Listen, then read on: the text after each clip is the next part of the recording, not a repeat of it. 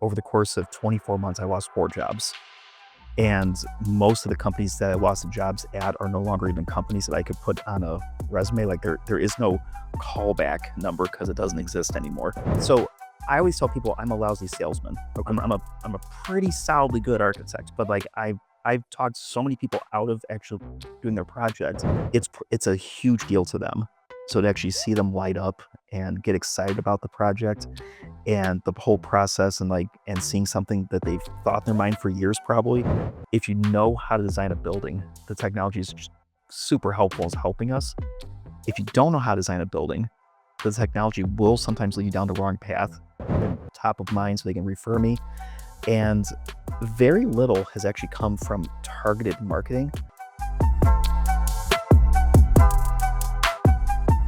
All right, welcome back to the On Center podcast, where we explore the intersection of architecture, construction, and technology through the people shaping the built environment. Today's guest is Don Duncan, an architect whose career reflects the value of curiosity, adaptability, and thoughtful problem solving. Rather than limiting himself to a single project type, Don has built a process that spans a wide variety of work, giving him a unique perspective on how good design principles translate across different challenges. We'll talk about what it means to be a generalist in today's profession, lessons learned from a diverse body of work, and the experiences that have shaped his approach to architecture. And of course, this episode is brought to you by our sponsor, Map Solutions, providing nationwide LiDAR scanning and modeling, and helping architects and building owners start every project with confidence because the best designs begin with the best data. Would you agree? Oh, Okay, absolutely. just making sure. Well, thanks for having me. Yeah, thanks, Don. I really appreciate you coming. I know you drove all the way down from Northwest Indiana. Yeah. Kind Kind of of to be here. Just wanted to hang out with you for the day. awesome, dude. Well, I mean, I didn't even realize. I mean, we should have grabbed a beer instead. Oh, well, Let's do that after. yeah, there's this time. I've looked into you a little bit. I've read some of your social media posts and kind of what you've done. You've described your career as kind of a three-legged stool, balancing architectural practice, academia, and professional advocacy. That's a rare combination, to me, anyways, because most architects struggle to just keep one of those legs from catching fire. But between running L4M Architecture, teaching at Purdue University Northwest, and serving in leadership roles with AIA Indiana, you've built a career that seems intentionally broader than just designing buildings. How do those three worlds sharpen each other, and where do they sometimes compete for your attention? Yeah, so it's tough because that three-legged stool you said was intentional. It really wasn't. It Okay. just kind of it happened. And it was just keeping your eyes open for opportunities as they present themselves and not knowing how to say no very well, Okay. and just being open to those different opportunities and just seeing what it could lead into. So what I've realized is having the teaching role really helped promote the business. The teaching role is a 4-day a week, 8-month a year gig. And I'm getting around a bunch of students and I'm having to explain the gist of what architecture is to them and how it works with the building trades every single semester. I'm getting new cohorts in. And so I'm learning how to get my elevator pitch for like what architects do Okay. with them. I then use the work from L4M architecture, which tends to be on the smaller side. It's as a sole practitioner. And so the projects tend to be a little bit more simple on the scale, the scope. And I'm able to take what I do for L4M and feed it back to the students. That's how they're learning how to read construction drawings. That's how they're learning how to read specifications. They're making project schedules based off of these. And so there's a lot of back and forth between those two. The third one, which is I think the really interesting one, the reason why I think we know each other is Mhm. through the AIA. Mhm. And with that third, for that professional advocacy, it's given me the opportunity to go become part of the small firm exchange where I'm learning best practices from other small firm owners around the country, not just here in Indiana, but just bring it all back. But what I really like is AIA allows me to then push. I'm also on the state executive committee too, so I'm getting a lot of exposure there. But what my Northern Indiana section allows me to do is I then create programs and develop them so that my students can go to them. So I'm getting a lot of feedback from the students. They're actually getting to know design build contractors. They're actually meeting other architects, some engineers, and they're learning that what we're like on not a over email kind of situation. A lot of architects with contractors is a bit of a this kind of relationship. Mm. And what I'm trying to show them is we're people too. and we're professionals, take our jobs very seriously, and we want to be able to help the next generation through. We just want to have successful projects. So between the three legs, they all kind of help support one another in such a way that it's never a balanced stool. Like it's always leaning pretty good, one way or another, depending on time of year and obligations. But the way I look at this is that each one kind of helps shore up and support the others. So that's the three-legged stool. I think is a good analogy. Sure. But yeah, it's a wobbly stool at best.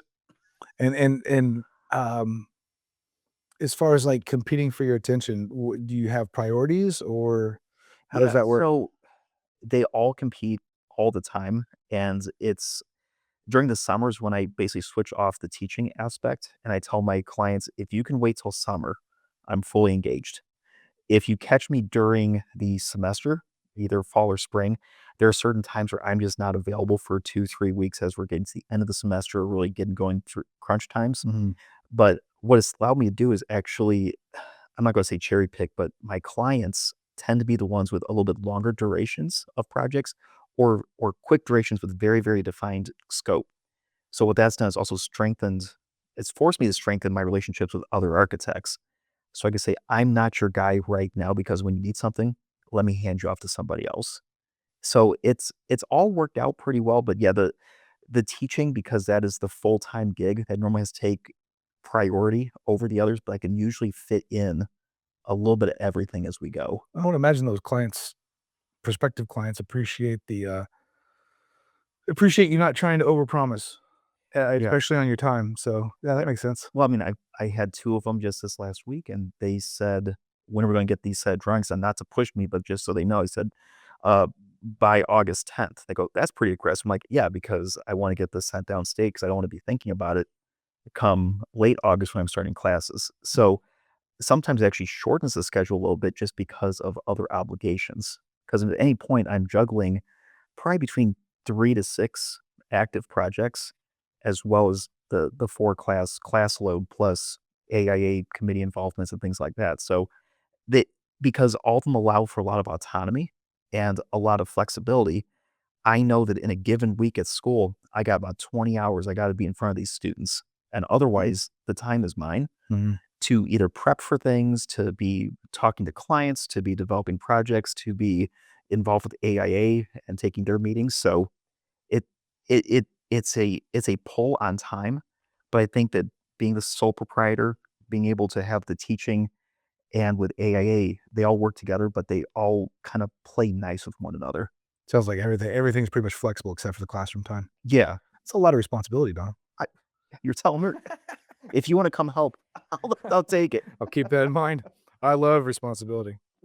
Um, your story doesn't really read like a polished overnight success version of architecture that people sometimes imagine. The Great Recession hit a lot of emerging architects hard, and by Great Recession, I'm talking not the 1920s one, but Right. yeah. I'm younger than that. Okay, fair enough. And here, AI Indiana recognition specifically mentions that period as a defining challenge in your career.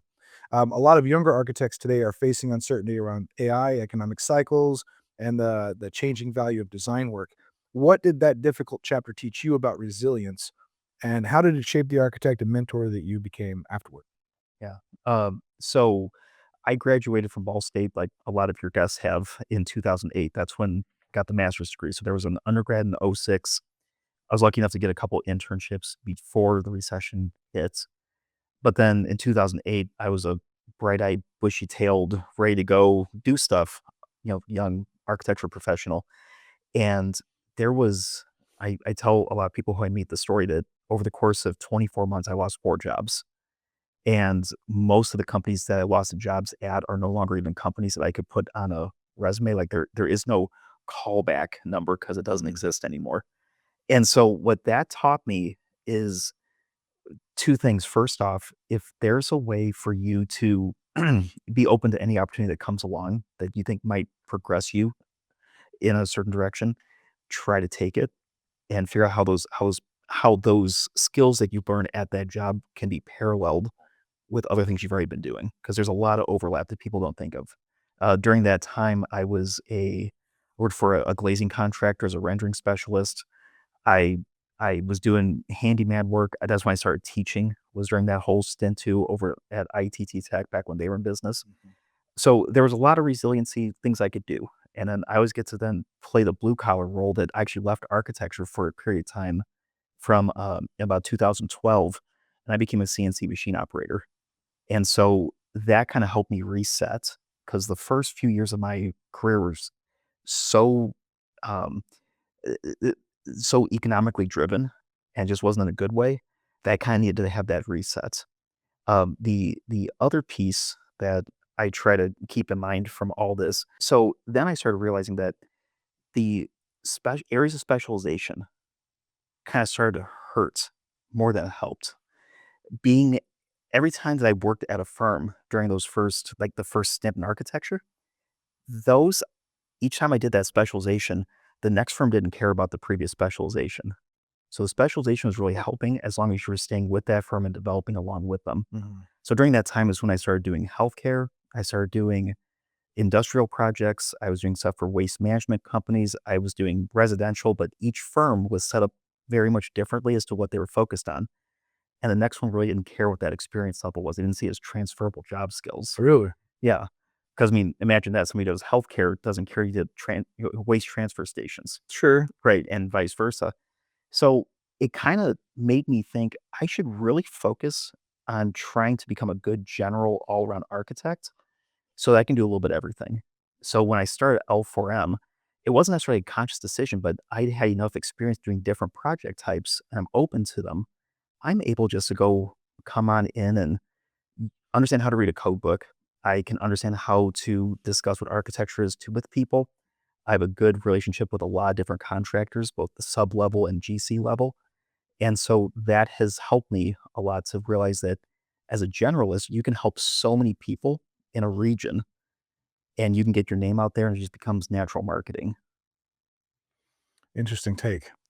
Know that a lot of people have an opposite point of view as far as Most. being a specialist.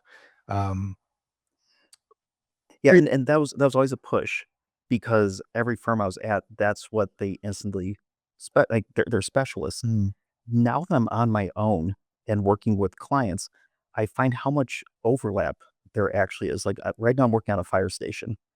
Have I designed a fire station previously? No. Is it are there parts that are incredibly similar to a, recycling center that I'd done previously? Yeah, there actually are quite a bit of overlap. Is it similar in some ways to a commercial, workplace project? Yes. Is it similar to some of the houses I've done? Absolutely. So, as long as you keep your eyes open, you might be the right solution, and if the more broad that I've been able to find myself, that I'm able to take from a large collection of project types and narrow down or and combine all that focus, it's given me some really rare opportunities to say yes to things I normally wouldn't have.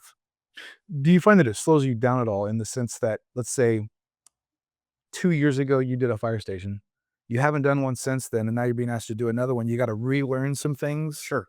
So it may does this, that relearning, does that slow you down in the It project at all, or do they even notice the client? I don't think the client notices Okay. because, the vast majority who I've been working with, it's their first time through a project. Okay.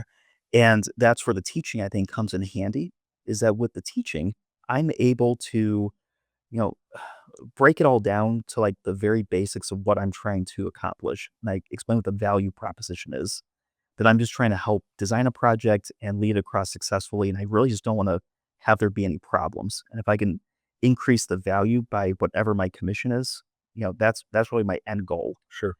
Um, but yeah, most clients, they I'm rarely asked, "Do you have experience doing this particular thing?"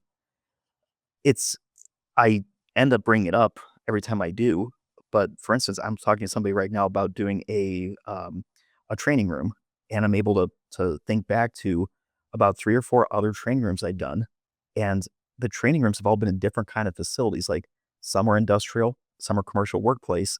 This one tends to be actually a combo of the 2.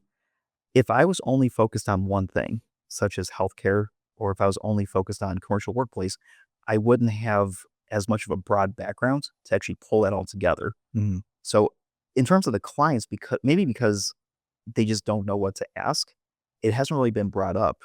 Gotcha. And especially because I'm so much more of a regional architect, the referral process seems to almost matter more to somebody than the portfolio of actual built work.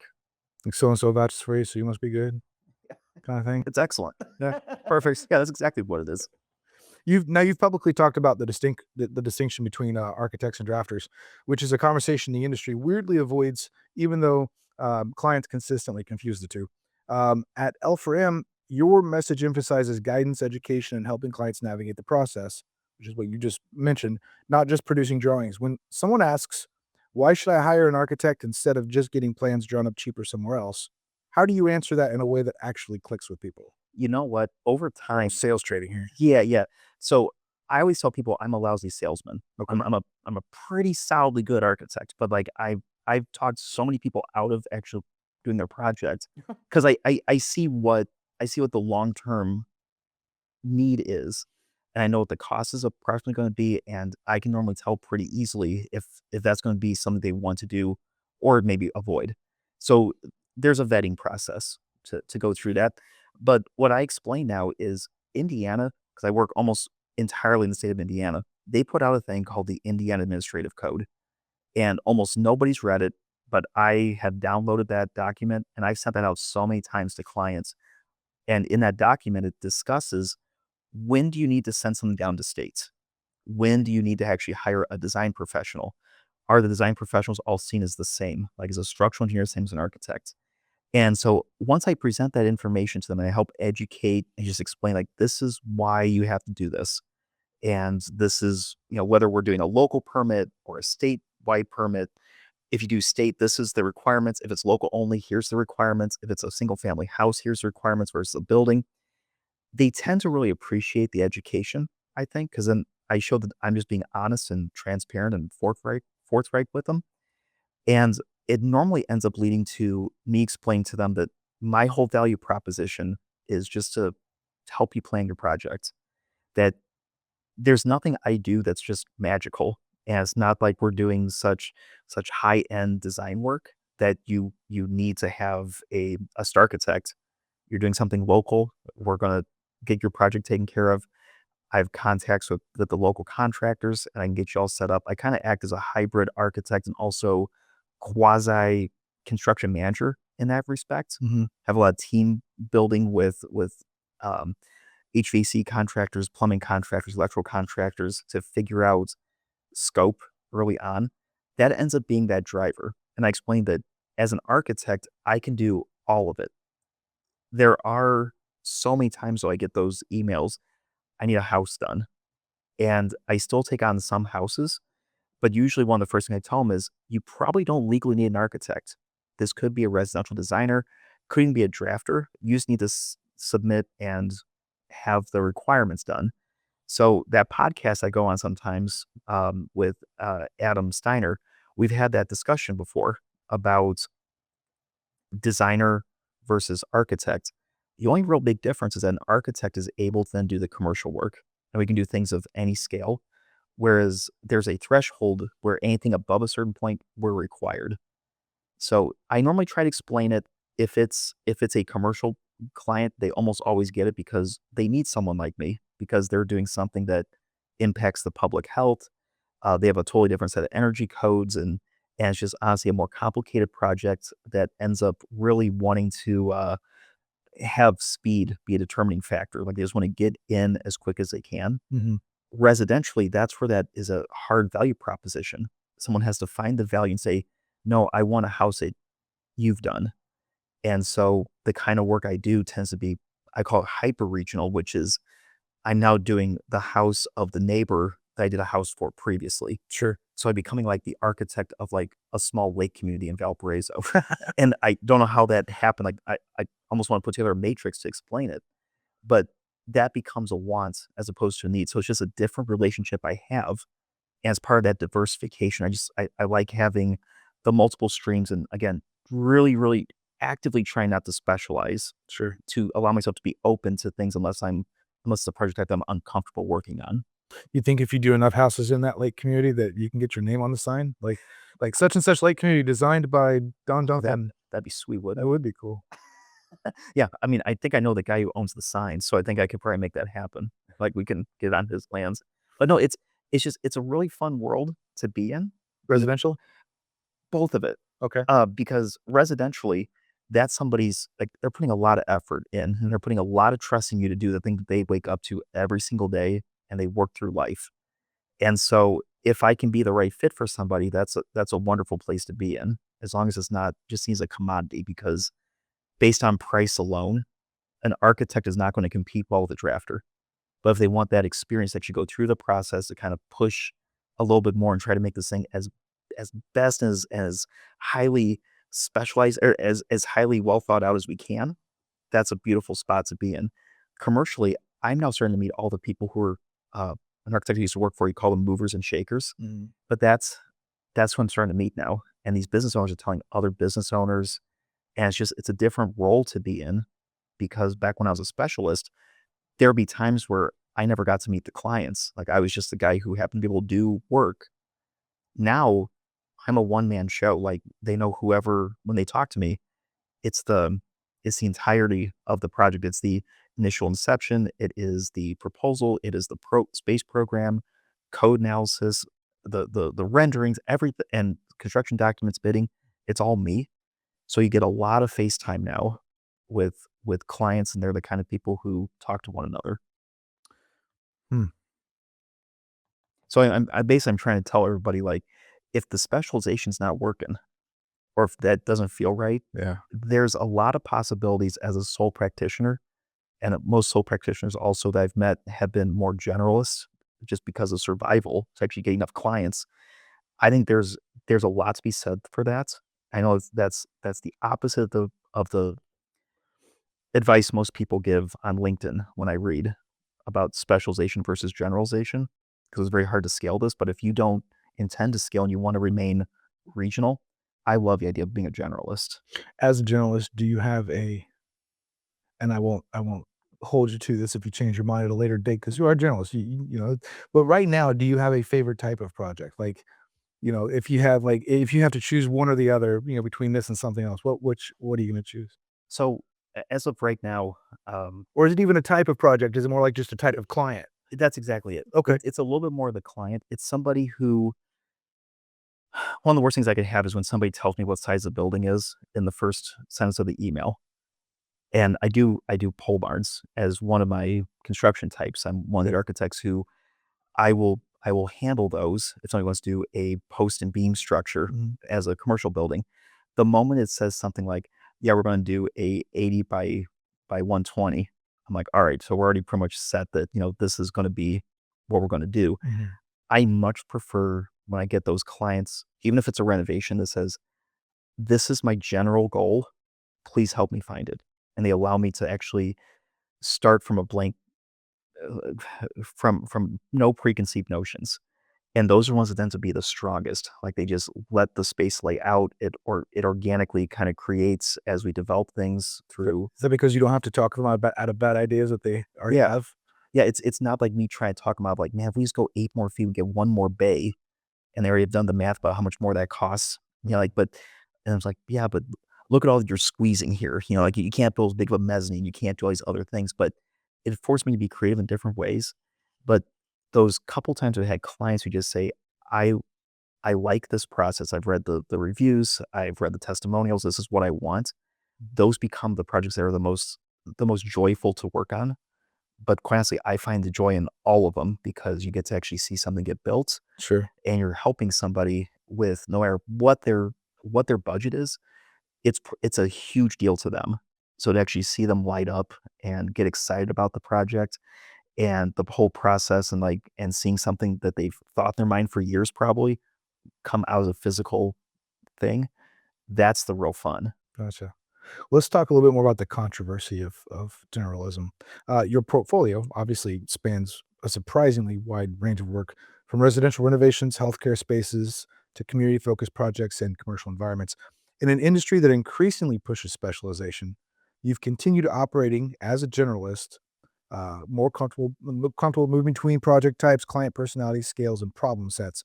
That approach seems to require a very different mindset, and I want to dig in a little bit more into that. Uh, then becoming hyper focused. How has being a journalist shaped the way you think about design specifically, problem solving, client relationships, and how do you think the profession sometimes underestimates the value of architects who can adapt across many different types of work? So I think it's important to remember that when you become specialized, like let's just say you pick, most people don't pick just one area of specialization. They pick two or three so that they can actually remain somewhat employable and sort of Sure. get really awesome at one of them, right? But when you do that, it's not, I never viewed it as so much as becoming really super focused on those. For me, it became harder to say no to everything else. So, for instance, if you are focused on, I'm going to use hospitality as an example. If you really want to do hospitality and somebody comes to you in your hometown and says, "Hey, I'm in desperate need of this tenant improvement project," you almost have to knee jerk reaction, almost say it no. And I always had a hard time with that. And so, again, I'm always chasing after the really good client, the one who wants to work with me. And so I think that's the one piece that everybody else is just, I don't know if blinders are on or whatnot, but the more of these of the both the small firm exchange person and just as a independent architect, the more sole practitioners I talk to who are kind of in my space, the more I realize that most of us are generalists. And again, I don't know if it's a survival thing or if it's hard to say no to people, but I mean, you end up running the same kind of projects and the same kind of problems over and over again. It's just who else do you bring in as like your expert? Like, does this project, is it so nice it requires a real interior designer to Mhm. be brought in to help select finishes? Do we need an acoustics person? Because now we're going to get into something kind of complicated. And I don't want you to think that what I'm doing is that outlandish. Like we're not talking like I'm doing a symphony hall as Sure. well as like a factory or something like that. But like there's a lot of overlap. And so for me to in the past couple of years to have done an airplane hangar and fire station, tenant improvement projects, landlord subdivision projects, a couple lake houses. I'm probably drawing a blank as a few of the others, but like, they're of a sufficient scale that they need an architect. And when people become that specialist, they're saying no. So it's allowing generalists like me to say, yeah, I'm one of the people remaining who's able to do all of that. It'd be like if somebody operated a car repair shop and only did brakes or only did the muffler, like Mhm. those places exist, but somebody's actually able to like diagnose and look at something holistically, as long as it's on a small scale, that's that space where I'm finding a niche that I'm filling the void in the architecture community to actually fill my area. Do you find that being a journalist, sometimes you accidentally bring ideas from one type of project into another and it really works? Yep. Let me give you an extreme example. Oh, You mentioned a symphony and a factory. yeah. Let's say you were designing both a symphony and a factory at the same time, and you accidentally found that you gave the factory really good acoustics.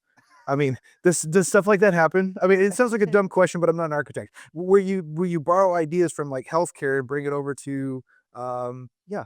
you know, Oh, no, exactly. I know what you're talking about. Yeah, it's, a recent one was I did a physical therapy.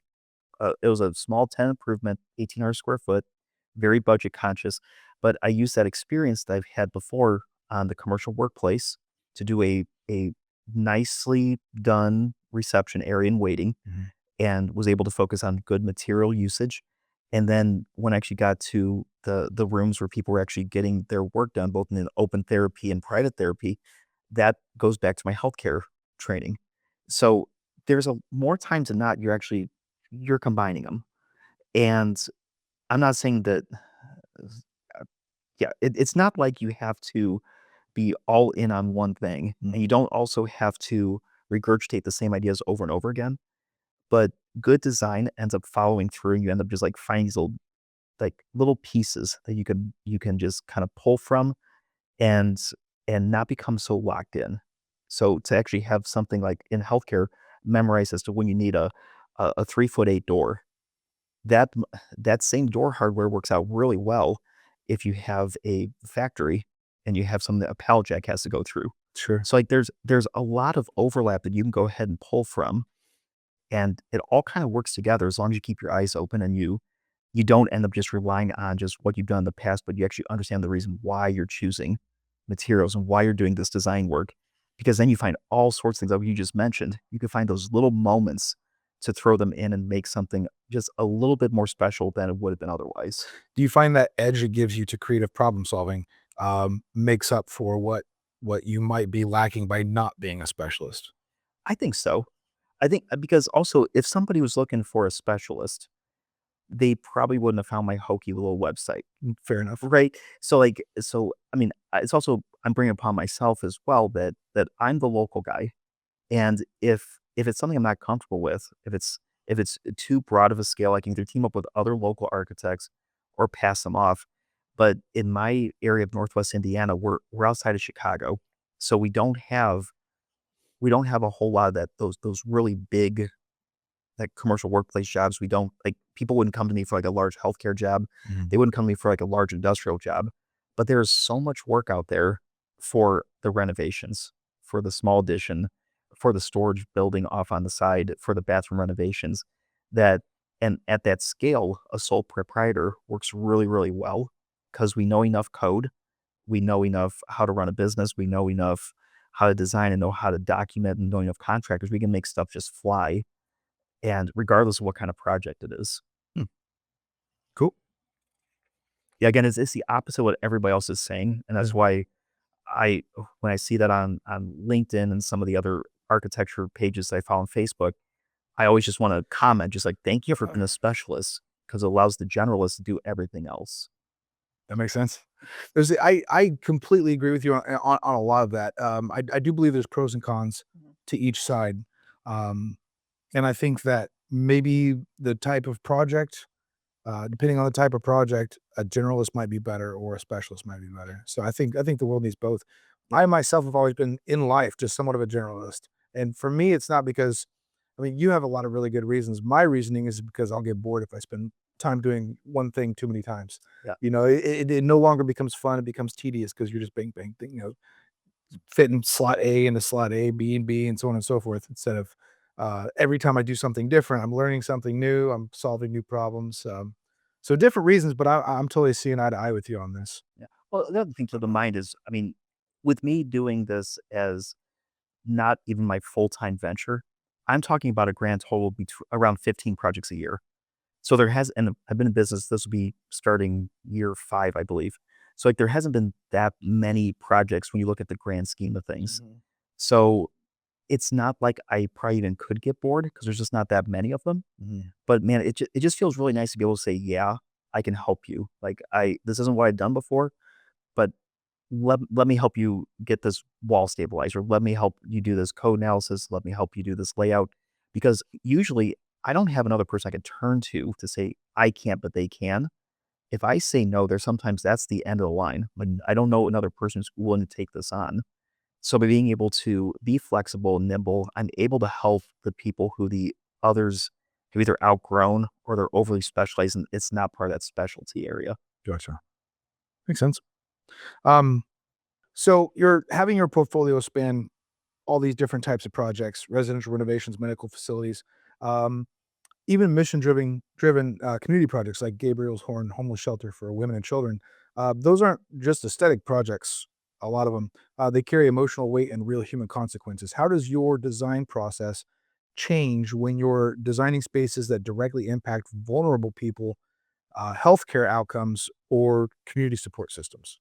Yeah. So every project, there's a huge part of empathy that has to happen as an architect. Like a lot more than school ever trained me to do, or the first jobs I had ever really allowed me to do. Like when you're on, as me being a sole practitioner now, I'm on the front line of talking to people about their projects. So whatever's the most important thing to them suddenly becomes probably the most important thing to me. Didn't mean to hit that. What so for instance, it might just flat out be money. It might just be like, we only have X amount of dollars. We desperately need to get this open. Again, we've talked about before, it could be speed, but it could be like for Gabrielle's Horn, that was a very sensitive population. And the idea there was they had an existing building, which was it was a warehouse and had been converted over the years to be a homeless shelter. And so they were trying to add more space to it, more usable space by creating sleeping rooms and to try to get the sleeping rooms in such a way that they can maximize the number of people they can help. Like that became a space utilization problem. And I love doing it because it was that Tetris kind of just like Mhm. feeding all together.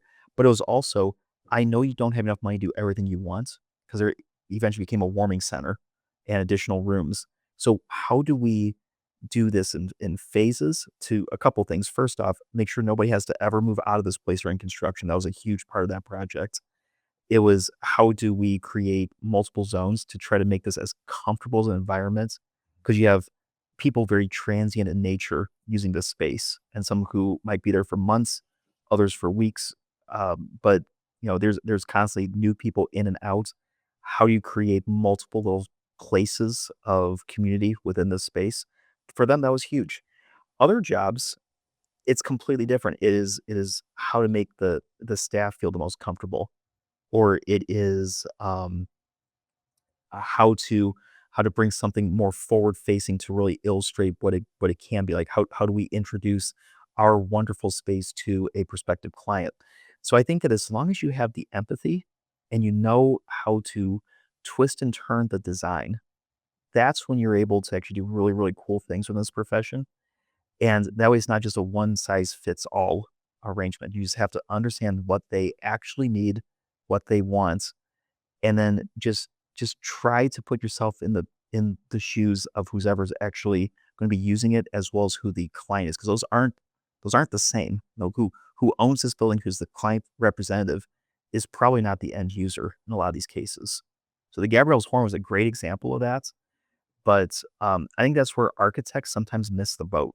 We sometimes can't get out of our own way, and we just over design things for the sake of we love designing. Sometimes the best answer is what I kinda mentioned before, like, sometimes I'm like, "Actually, you should sell this building and buy the one that you need, so we don't have to go through this process." I think that honesty that I sometimes give people has talked me out of some commissions, but has put people in the right spots to actually be successful. Sure. Does, is empathy something you've always had, or is it something that, you've had to teach yourself? The reason I ask is because different people come with different levels of Yeah, empathy. Some people are find empathy more difficult than others. yeah. So is that something that you can teach yourself as an architect That's a just good by question. learning how to listen, or tell me about your experience? Yeah, I've never been asked that before, that's a good one. Yeah, just tell me about your experience. So, I think I've always had empathy. Okay. You could ask my wife to see if she actually agrees with that. But, I mean, as it was that part that in the early part of my career, I was always missing. And by missing, I mean, like, I was thinking about this on the drive down today. I was trying to think of how many times I went in front of a client in the first grouping of architecture that I did, like, Mhm. those first, like, 3 positions I had.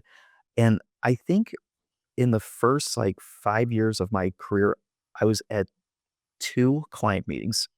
So I never got to actually meet any of these people and actually understand the reasons why we were looking to do certain things. It was always coming down from a top level manager down to me, say, "Here's the floor plan, now execute."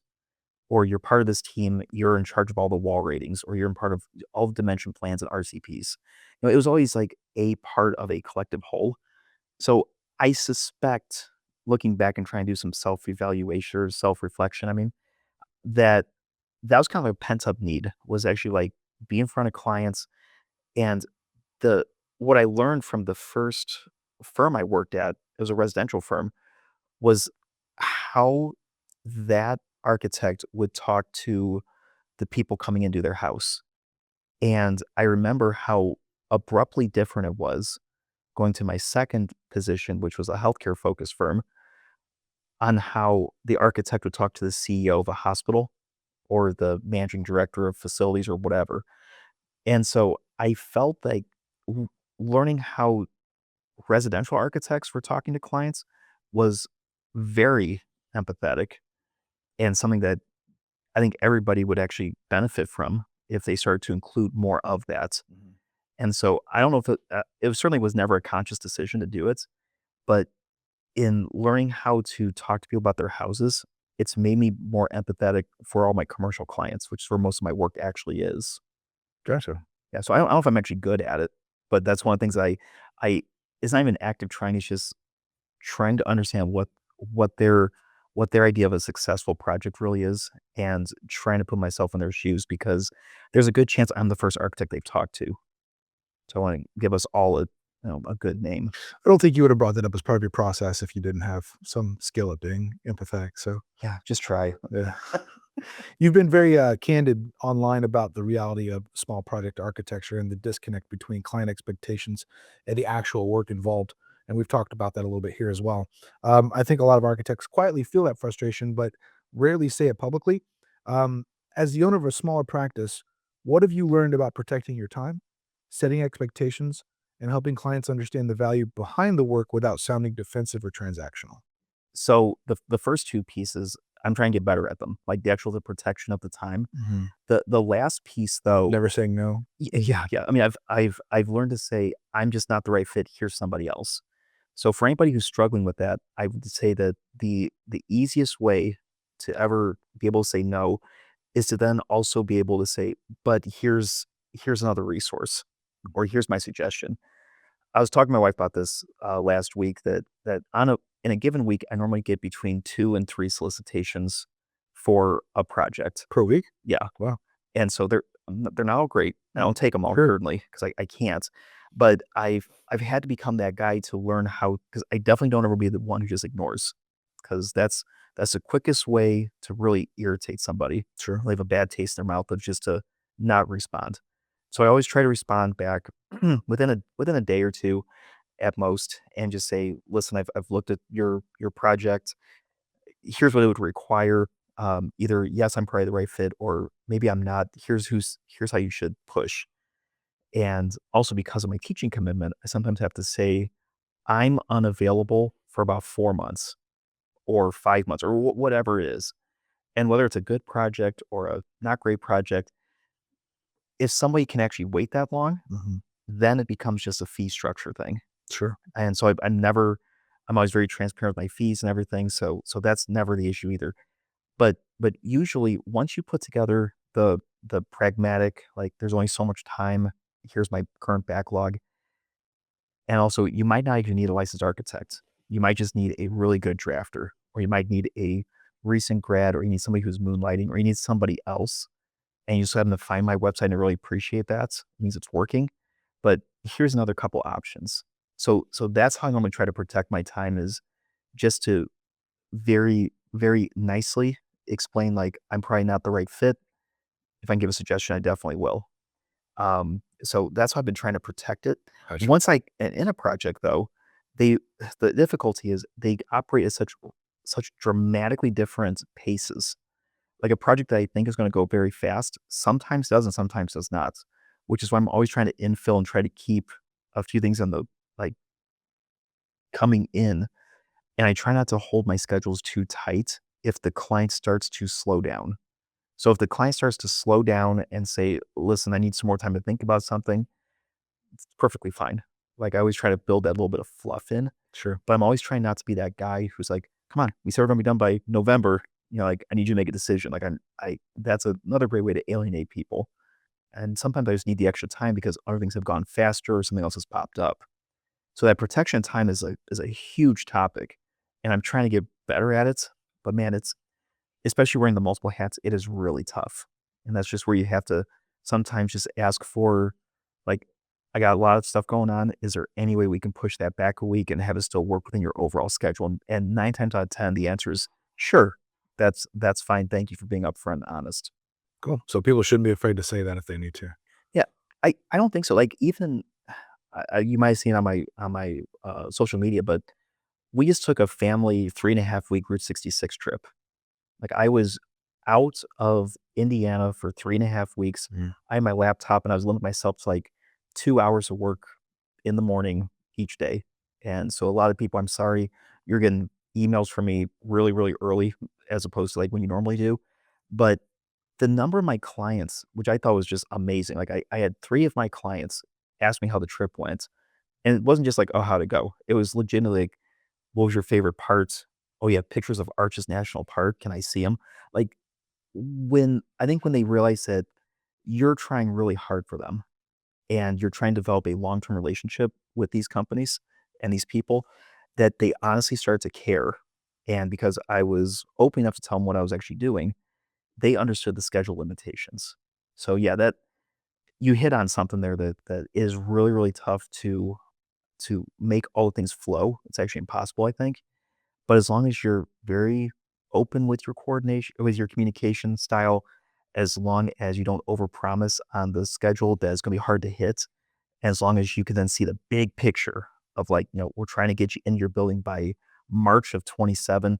What do we do? Do we have to do a fire drill right now when it's not actually needed? The answer is probably not. We can make stuff happen. Gotcha. Going on a trip like that, like on Route 66, probably started with a lot of expectations going into it. So my question isn't what was your favorite part? My question would be, and just give me the answer, don't give me an explanation. What was the biggest disappointment? Biggest disappointment was Vegas. Really? Yeah, and that's not on 66, that's on the way back. Gotcha. That thing's been built up so much if in my mind, and when I got there, it was just after being on the road, I'm gonna explain. After being on the road for 3 weeks, driving out and going through all these, like, little areas where, like, there's not a whole lot there, Yeah. and then to suddenly be thrust into Vegas, you're just like, "Oh, wow, that's overwhelming." So if it was Yeah, a I standalone trip, maybe, but man, that was the one piece that was just, like, it was jarring. can see that. Um, so you go through all these different, like, peaceful, quiet, like, almost meditative areas and then overstimulation instantly. Yeah, Yeah, I can see that being immediately. I can see that being a little rough. Um, at Purdue University Northwest, you're teaching students things like, construction graphics, specifications, contracts, real world coordination. In other words, the parts of architecture that aren't glamorous on Instagram, but absolutely determine whether a project succeeds or implodes spectacularly in the field. What are the biggest gaps you see between how students imagine architecture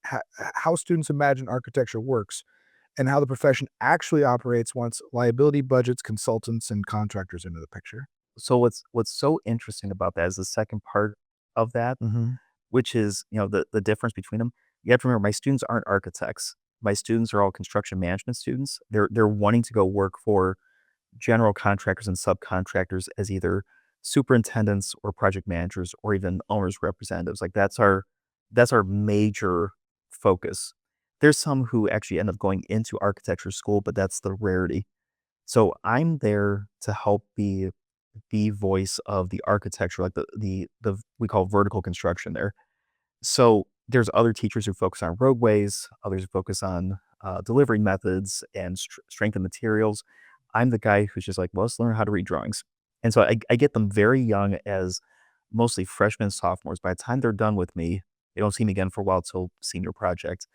But what's unique is I open up everything to them. Like when I win a project, I'm letting them know because the way I operate is some of my major classes, they're labs and I've recorded the lectures. So they have step-by-step instruction as to how to actually do what they're doing, like, draw up this two-story building in Revit. And so I'm actually going through it step by step, reading the book and explaining, like, the tips and tricks so they can learn at their own pace. That means that I'm actually in class answering questions around.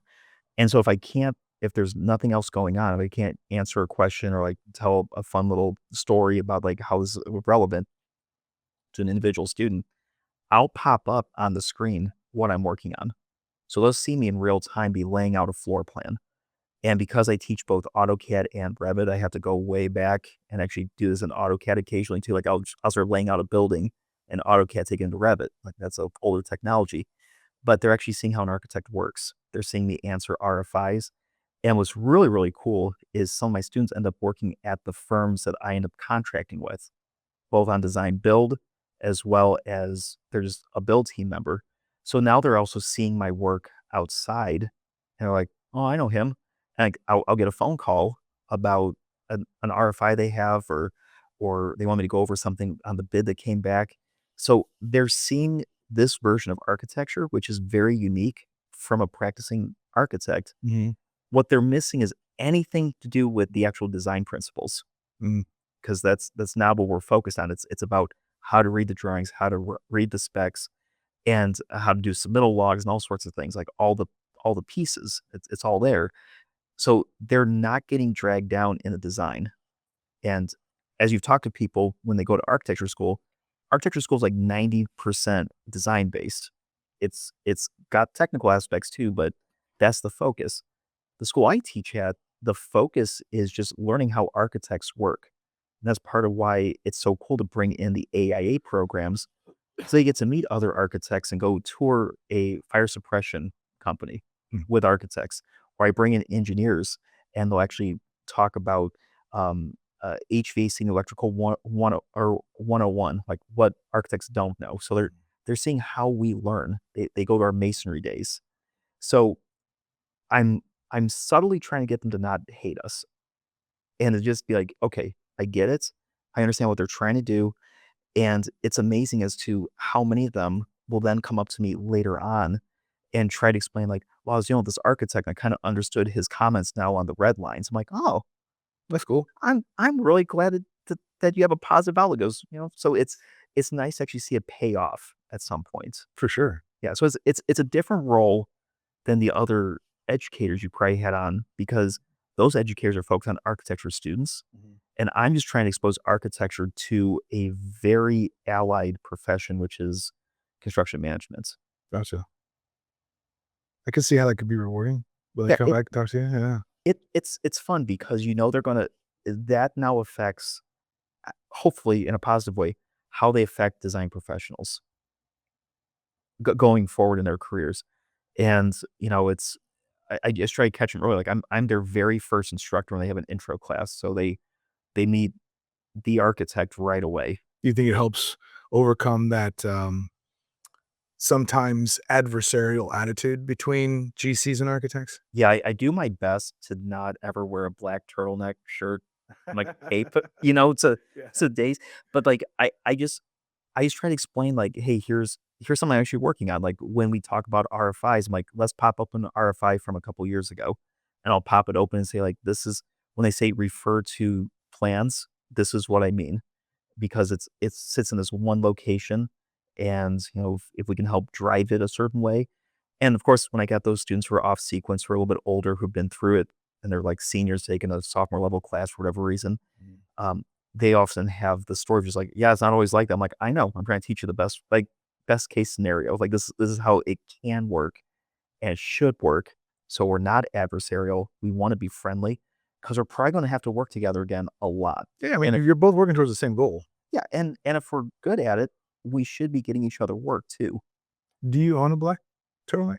I don't. Okay, just checking. I my yeah, no, no, no. Everything is like this and down. Gotcha. You've been involved with BIM education, coordination workflows, evidence based design, and you seem to approach technology from a practical standpoint instead of chasing buzzwords.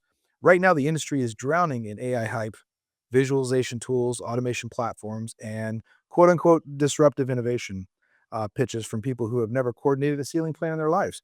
Where do you think technology is genuinely improving architecture and construction, and where is the industry fooling itself? So I teach Revit, but I tell people I don't really teach BIM.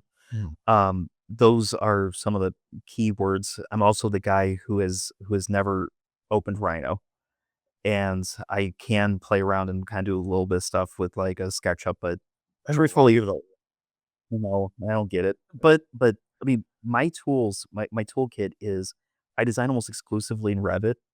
I use Enscape to do walkthroughs when a client when it will help a client, not just every time, but when it genuinely will help to showcase a rendering or whatnot and get approval from a board or whatever. Mm. And I spend the rest of my time in Bluebeam. And so those are my tools. And I use AI quite a bit to help me try to figure out completeness of scope. I also try to use it for budgetary purposes, and I also use it a lot for, correct me if I'm wrong, kind of questions about the code.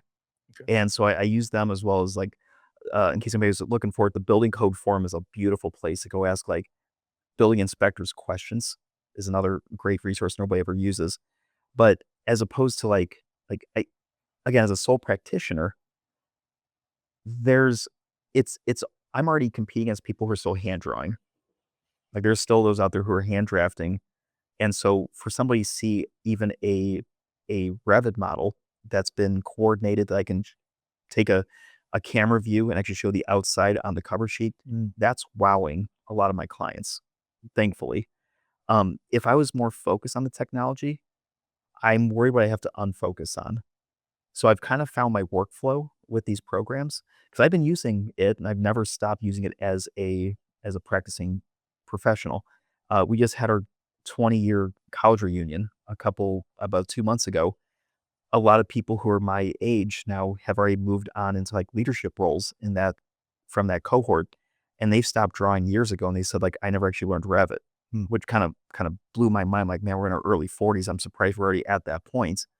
But I think that once you find a technology that you're comfortable with that allows you to do everything you want to do, and you're moderately trying to keep up, like you're not just closing your ears and putting your head down.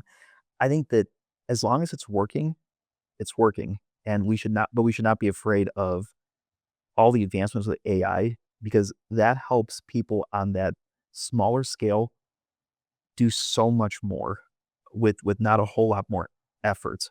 And the amount that has helped me over this past like about year and a half to really just check to make sure I'm not missing any parts of scope, that's been huge. And to be able to also even do preliminary structural sizes before I get a real structural engineer involved, it's been so helpful just to avoid errors, but you have to know what to ask it. Sure. And I think that's probably the part that I'd be the most worried about for recent grads coming out is if we're not hitting those pain points quickly and understanding what the real problems are we have to try to solve, then we're just starting to become more reliant on the technology, and we don't really understand where it's leading to. So I think right now we're in a really sweet spot that if you know how to design a building, the technology is just super helpful, is helping us. If you don't know how to design a building, the technology will sometimes lead you down the wrong path and give you incompletes. So you have to be just can't be so careful with them. Sure. I find it I use AI as well. I find it amazing for doing the really tedious tasks. Um, in my project management software, I have a scope of work template that I use when I hire subcontractors across the country to do work. Yeah. Um, and I have a space in there where I can literally copy and paste the whole email string I've had with the client into that, and it will extract what it needs and fill in the scope of work. And all I have to do is audit the scope of work before I send it out. 'Cause auditing is way faster than creating it from scratch. Yeah. So, Yeah, that's actually a really I've noticed something unusual about this. The generation slightly more senior to me is using AI in a different way, especially my subcontractors. They'll sometimes use it to create their correspondence. And I have very proudly been the guy saying, like, I don't use it for that. I just use it as a check, make sure my grammar's good. sure. But I want to be able to have the full control over that Mhm. because at a certain point, I'm the only one who knows what that content is. Like, I just haven't done what you're talking about. But at the same time, I could see it easily starting to get in. Like, that's why my students are using it. Like, a lot of students are starting to really use it as almost a substitute for their own info. I'm Mhm. not saying that's what you're doing with the emails, but I'm saying, like, where it says, like, "Can you create this document for me?" And if we haven't actually gone through that process before of knowing what's needed and getting that feedback of when you actually miss something, Mhm. that's where that loss is gonna happen. That's what I'm a little bit nervous about with the generation coming out of school now, is an over reliance on it. Sure. No, this is a little bit different. I created the scope of work myself, the template. I created the scope of work template myself, Mhm. but I wanted it to plug in. Are we capturing this and this and this? Are we including this? And it just fills in Yeah. those blanks. Oh, no, I totally get where you're coming Yeah. from. Yeah, it's one of those things like it's almost as if generationally, Mm. people have Keep chosen in mind, I am in a generation above you. well, you So, don't show it, like, oh, you thank you very look much. amazing, but yeah, no, what I'm kinda getting at is, like, So be people careful. yes, perfect.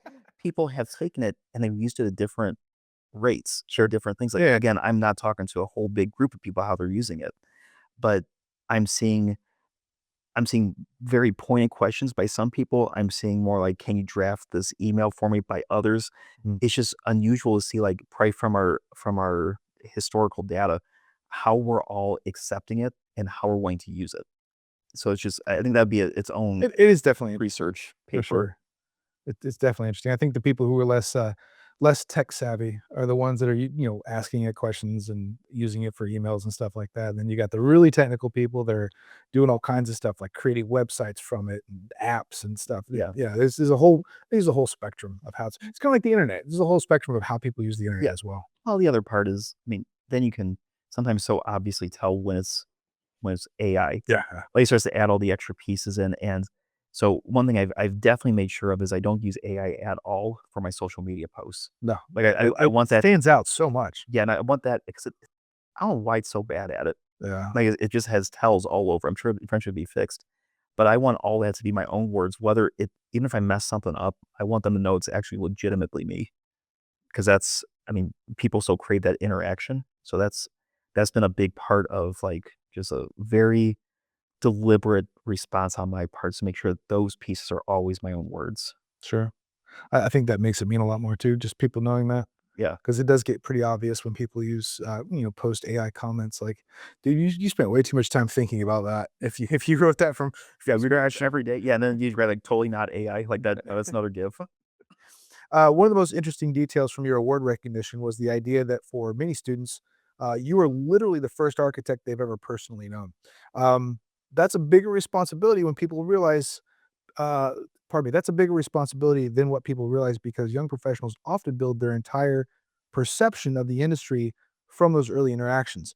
When you mentor students, what do you think they most need to hear about architecture that they're probably not getting from social media, school culture, or even the profession itself? Yeah, again, because these aren't architects or these aren't students studying architecture, they're students studying building trades. Mhm. I think that's so important just to understand that there's this whole other profession and that th our profession, the design profession, so that includes us and and engineers and other designers, we're the ones who are meeting the projects usually first. And so when we make decisions, it has big, long-lasting impacts. So to understand all the pieces that go into it, like to actually understand that no client, hardly any client ever comes up to you with like a space program and says like, I have infinite money. Here's my space program, make it as good as you can. That usually there's a reason why every single thing was done the way that it was. So whether it was a budgetary thing, a code thing, an owner desire thing, or what have you, if you look at something long enough and you're like, man, that door's in a really goofy spot, like it probably isn't just like that architect sucks. Like that's that's where the 19-year-old kid in my class instantly goes. And I said, do you think the door's always been in a bad position? They're like, well, probably. I'm like, this has probably been renovated. This actually used to be the door that led into a storage room and or whatever. So to actually look at something in the big picture and the grand scheme and to understand that there's probably a really good reason for it and to cut people a little bit of slack, that the architect only has so much responsibility here. Like Yeah. we're having to make sure we meet life safety, that we're meeting all the code requirements, the energy code, the fire safety codes, the everything, like accessibility. And then at the end of it, if we can also make the thing beautiful and work, that's just cherry on top. But buildings usually have some goofy aspects to it. And if we had the ability to actually have more budget, more space or whatnot, most of us professionally want to fix those things. We don't want to see something that looks goofy. Sure. And so once they kind of understand that, once we kind of go through that a few times and we talk about like budgets on real projects when an owner allows me to share them, and I make the students even guess like, "Hey, how much do you think that that this house edition costs?" Because that's usually a little easier to understand than commercial, and they go, "Oh, I don't know, $50,000." I said, "It was $400,000." Oh my And yeah, that face. Or did you guys know how much an elevator costs? And they're like, "I don't know." Like I'm like, "It's higher than you think." They're like, "Oh, higher? Like $20,000." I'm like, "No, it's six figures." And so I'm trying to give them little pieces as we go, like little tidbits of like everything's expensive. So when you see something that doesn't quite seem right, it could be a design fail. Like Mhm. I guess it could. It's usually a fail of one of your pieces, which is that we don't have enough time or enough funding or some kind of a existing condition or some kind of code related Some sort of requirement. constraint that caused that to happen. Yeah. And I'm like, most architects don't stink at their job. I guess like some are better than others and some are Sure. more personable, but we in general really, really try hard and our engineers try really hard. So when something is wrong, don't just jump to that conclusion. I think that's actually helped out a lot with the way these students maybe view our profession. Never thought about that before. That's interesting. Yeah. Yeah, it's a way to think about it. And as opposed to, wow, they must be a lousy designer. They weren't able to make, money appear out of nowhere. I like the renovation example as well, because I mean, I deal a lot with that. I get called in a lot because who knows what renovations they've had in a building. So that makes a lot of sense to me. I came across your involvement with the AIA Small Firm Exchange, and I found it interesting that you stepped into that role not long after launching your own practice. A lot of architects dream about owning a firm, but once they actually do it, they realize architecture school never taught them how to run a business, Mhm. or how to lead people, manage tasks, market services, survive cash flow chaos. Looking back at your own transition from working within larger firms to building L4M, what's a lesson you learned the hard way that you now wish every aspiring small firm architect understood before they made the leap? So I made no business plan whatsoever. Oh, I just literally said, I am making X amount of dollars with this teaching gig. And to make up the difference between the teaching gig and what I was making at the previous firm where I was comfortable, I need to take on maybe 3 projects a year. so you pretty much eliminated most of your risk. Right. Okay. So I'm like, okay, I have insurance, I have steady pay, I have retirement, I have an HSA contribution, I have a 457 account, like all the pieces, right? Like, so I'm just going to build this as much as I can and just see what happens. So there was no planning. I actually assumed I'd be doing mostly houses. And then I went to go just luckily I started liking coffee. So I was able to have a lot of Okay. coffee meetings. Like that sounds dumb, but prior to that, I wasn't. Like few years ago, like I made a conscious decision, like I need to start having more social So interaction. you're talking about networking. Yeah, yeah, with the ability to have networking conversations, in the mid afternoon, where it's not just like a lunch, right? So learning how to drink coffee was huge, and meeting a bunch of contractors, meeting a bunch of other people, design professionals who were able to feed the work over when it wasn't the right fit for them. That was huge. So I think the networking by far is the big over encompassing piece that when you're at a firm, your idea of networking is networking with a client that you are really, really trying to go after. It's just like, I am targeting this client Mhm. and I'm going to do what I can to get to that person who makes a decision. I've now realized that that's really hard to do because if they don't have a project, you're just like, you only have so much time. Yeah.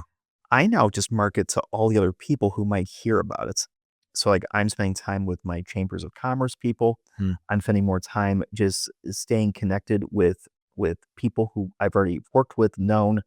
I like to connect with everybody on Facebook, LinkedIn, and have them like follow my stuff so that they can just I'm top of mind so they can refer me. And very little has actually come from targeted marketing.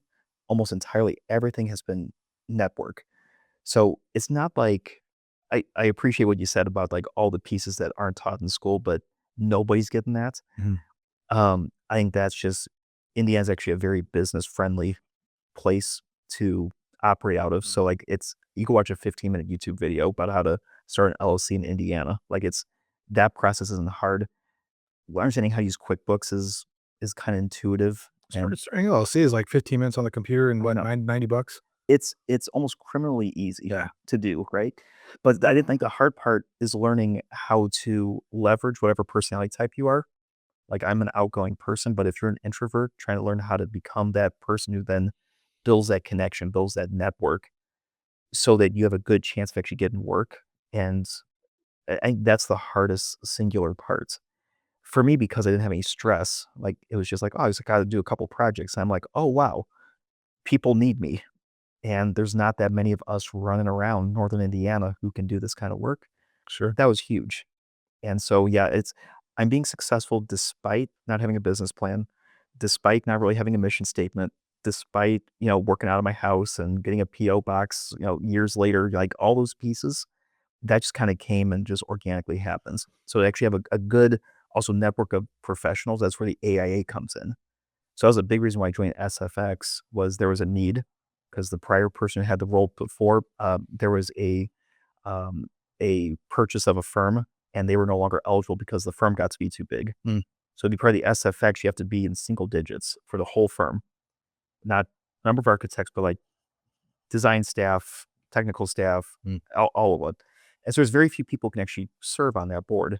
And so I was only about a year in when I said, hey, if you guys need somebody, I kind of do this really part time, sole practitioner, again, getting more small than my small firm. And I got the nod. And it's been some of the best training because what we talk about on a monthly basis is best results of or best scenarios, best practices, sorry, for small firms on how to develop and how to run them. And so my problem right now is I need to find an outlet to get that out to the rest of the state beyond just the newsletter. But that's been fantastic training.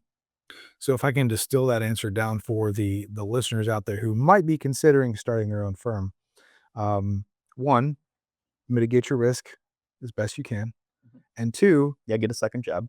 and two, enjoying coffee helps you build those all important relationships. Yeah, yeah, especially different coffees at different coffee houses, Mhm, and don't underestimate like, the other people in your realm, yeah, I guess they're your competitors. They're also in the same boat as you, mhm. so that becomes because being a solo practitioner can be a very isolating existence. So I I'm more involved now with AI than I ever have been because now that's my way of talking to other design professionals, other people who are thinking and trying to become better at what they do. And also don't be afraid to go talk to the other people, like the other architects, the other engineers, the contractors directly, because you are now as a sole practitioner so nimble and able to like kind of create your own workflow that all these people are huge resources and assets. And so if you keep your mind open that like you can partner on things, you can do design assists with contractors directly, you can just ask somebody for a QA QC review for you.